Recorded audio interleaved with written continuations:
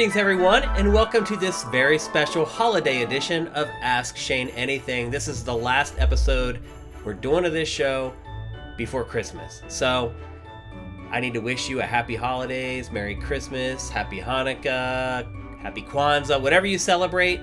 I hope the next week is awesome for you, and if you do exchange gifts, I hope you get everything that you're asking for. This show happens because some of you guys are Santas all year long and pledge at $7 or more per month at patreon.com/SIFTD. Because of you people, that's why this show happens. I love doing this show. We have great holiday-themed questions for this episode. Well, let's get to them. First up, we have a question from Gino Mike 1. Happy holidays, Shane. Happy holidays, Mike. Do you have a favorite Christmas gift or memory? For example, I remember being sick one Christmas Eve when I was 4 or 5 years old, and my mom gave me this jumbo Christmas-themed Flintstones coloring book. I was filled with joy, and I obviously still remember it to this day, wishing you and your family all the best. Right back at you, Gino Mike. I hope you and your family have an awesome holiday season, and I hope 2025 is great for you, and I wish that for all of you guys. Whether you support us or not, whether you are watching this for free or not, I don't care. I hope you have a great holiday season. I hope you have an awesome and prosperous 2025. Let's see. I think one thing that's really cool about your question is that it was something very, very simple and not particularly expensive. But going back and thinking about things in the same vein that you are, some of my younger years, I grew up my entire life wanting a mini bike, like a little motorcycle, dirt bike. And I would ask for it every year, and I would never get it. And that was really disappointing. And I never did get one, actually. I was lucky. I had a bunch of buddies who had them, so I learned how to riding with them or whatever. But I never got one of my own. But I do think the one thing that I asked for that I didn't think I was going to get, and I did get, was the Atari 2600. I know that sounds crazy. It's just a coincidence that I'm doing this for a living, and that was one of the coolest gifts I ever got. We were really poor at that point. Like, if my dad had just gone through a second divorce or whatever, we didn't have any money. And so I'd never thought I was going to get an Atari 2600. I asked for it still, and I never dreamed I was going to get it. And then on Christmas morning, there it was.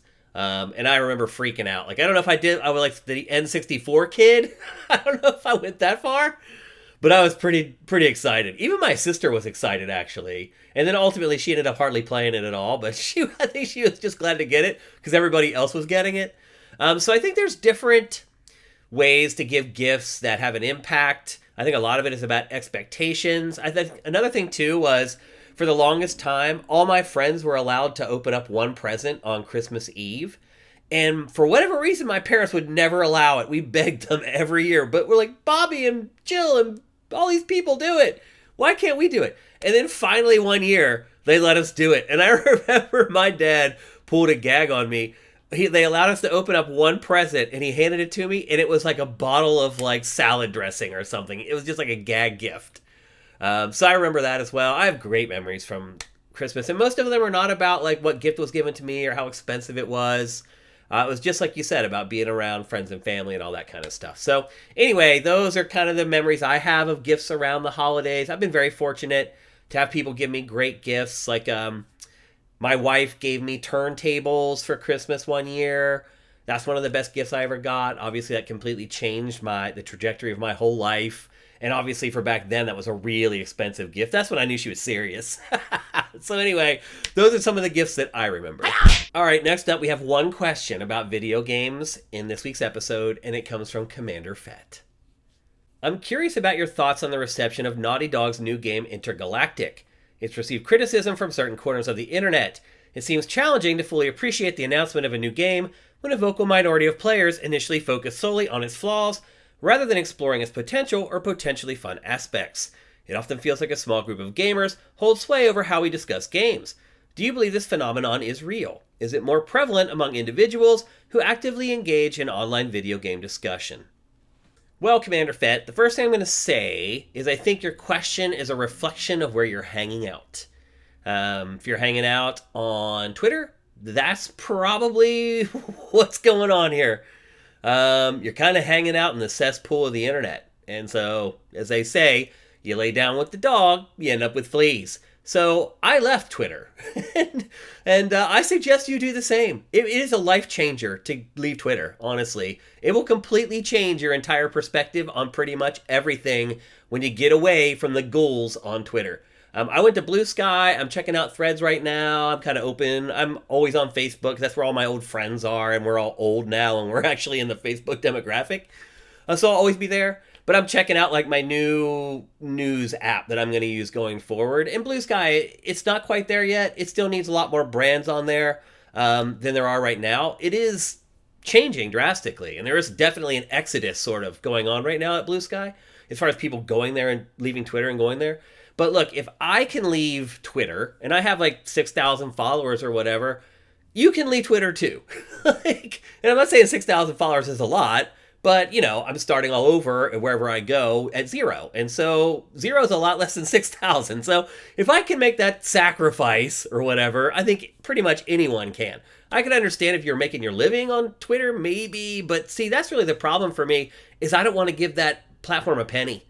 And it's not like I'm a prolific Twitter user or anything and I'm going to drive a ton of revenue. But I literally don't want to give that company a penny. The reason that you feel like most of the discussion around everything is negative is because Twitter allowed people to pay to get their crappy opinions to the top of every discussion thread. It used to be these angry people with negative opinions, and in a lot of cases wrong opinions or wrong facts, would be buried at the bottom of every discussion where they should be, because it used to be whichever comments got the most likes was the top result in a Twitter thread. But not now. Now you can pay to get your name put up there. And let's just be honest, how many smart people are going to pay to use a free app? Particularly when those smart people remember the old Twitter where their tweets and their comments just organically went to the top because they were smart comments that made sense and relied on facts. So now you can basically just pay to spread fake news or your negativity or your hate all across what, I don't know if it still is, but one of the world's biggest social media networks. And so just leave. I left, I'll be honest with you, I don't miss it at all. There's not been one day where I was like, man, I really miss all the negativity on Twitter. It's a cesspool, and it's a paid cesspool. So I think that's a big part of the problem. You're just being exposed to the worst people because those are the people who are dumb enough and desperate enough to pay to have their comment pinned to the top of every Twitter discussion. And that's what's happened. All the worst people are paying, and all the good people are not paying or they left. So I think when you leave there and you start going to other social media networks, and I'm not saying others aren't bad either. I've heard that Threads is kind of getting to the point where it's like Twitter, that they think that Threads algorithm is intentionally putting people together that have different opinions so that they get basically a lot of response, and therefore a lot of revenue for the ads that are running on the platform. So there's no place that's perfect. Even Blue Sky's not perfect, but it's definitely much better. So if you want to enjoy like the more positive aspects of life in a fact-driven environment where science matters and reason matters, just go to Blue Sky. I think you'll have a much better experience and just be happier overall, particularly right now around the holiday season when I think we all should try to err on the side of positivity.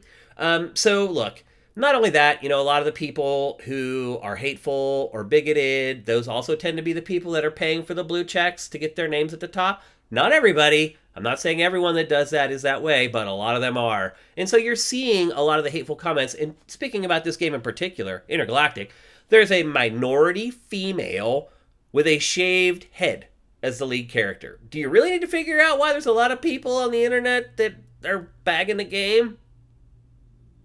Okay, our last question for this episode comes from Ben. What do you think of Christmas gifting as adults?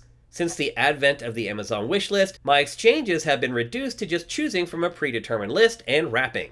I'm starting to feel like there's no point and that the whole affair is depressingly materialistic. If we had kids, perhaps I'd feel differently, but we're all adults and we tend to just buy things we want or need. Surely Christmas can just be about having a great meal and spending time with family. What are your thoughts? Well, Ben, happy holidays. You don't have to buy me anything for me to be willing to wish you a happy holidays, and I hope you and your family do have a great holiday season. I guess the first thing I would say is that I kind of go against the grain a little bit with you on this. I actually like the Amazon wish list thing now. For me, it was always awkward. Some people just don't want to tell you what they want for the holidays, and you'd have to guess. And that stinks, because a lot of times you get people stuff, and even if they say that they like it, they really don't. And they'll never use it, and they'll either re-gift it, or it will just sit there, and they'll never use it. I would prefer to be able to buy something knowing that the person is going to really like it. And I'll just be honest with you, most of the reactions I get from people when I give them gifts now because I bought them something they asked for, it's way more positive. Like, people really love it. So I understand a little bit of what you're saying. Like, I don't have kids either, and so there's not kids. Like, I have nieces and nephews, and I get to spoil them over the holidays. But my wife and I don't have kids of our own that we wake up in the morning. We have to go through the whole process. We don't have to, like, do the elf on the shelf for, like, a week before Christmas and all the other stuff that parents do. But I will say this, like, they still have wish lists. The kids do. My nieces and nephews, like, their parents, my brothers and sisters, send me their lists, and it's great for them too. It's great for the kids. I never buy the kids stuff that they don't want or stuff that they won't play with. So it works well for them too. And then for me personally, like, I'm like you. Like, I just, if I want something or need something, my wife and I, we just buy it. Like, we don't wait for Christmas. However, what I have started doing is finding stuff that I really want that's kind of more expensive, that I'm kind of like working towards. And I will put that on my Amazon wish list and not a lot of other stuff. So people know, hey, there's this thing that Shane wants that's pretty expensive. And then what they do is they just buy me gift cards for Amazon, and it slowly, I build up my gift card total until I can buy the thing I want. And then when I do buy it, I send out emails and thank everybody who ever gave me a gift card that contributed towards that. And they love it because they'll see me playing with it, see I'm very excited or whatever, and they're like, wow, that's what Shane wanted. We helped him get that. So I honestly think things are better now. I do understand where it can feel like it's materialistic because you're saying, oh, they just want this thing and now I'm going to buy this thing, and there's no thought on my part. The gifts aren't as thoughtful, I guess is what I would say. But look, you have the leeway to do something thoughtful. So there's an opportunity for both. But I think generally most people are just happy getting stuff that they want instead of stuff that they don't want, and avoiding those awkward situations where you have to act like you like something when you really don't. Okay, that's it for this week's edition of Ask Shane Anything Again, the last episode before Christmas gets here. I hope you guys get all the stuff that you're asking for. I hope you get all the games you're asking for. I hope if you're asking for a console or maybe an upgrade to PS5 Pro, I hope you get all that stuff. I really hope you have a joyous and restful holiday season. I hope you get to see all the people that you love and the people that you care about, friends and family, former colleagues. It's a great time to reconnect with people you haven't talked to for a long while, and I'm going to do some of that myself. So, happy holidays, Merry Christmas, hope you guys have a great week. We'll see you next week.